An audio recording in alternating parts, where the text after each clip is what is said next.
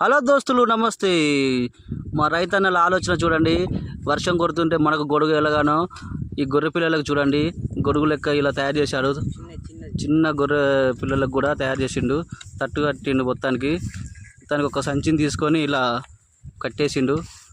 ఇలా కట్టడం వల్ల వారికి వర్షం పడ్డప్పుడు వాటి మీద పడకుండా ఉంటుంది. ఈ చిన్న పిల్ల చూడండి ఎంత బాగుందో.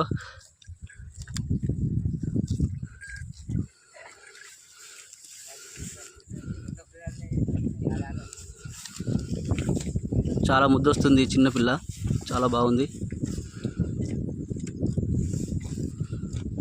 ఎంత ఉంది? Okay okay okay.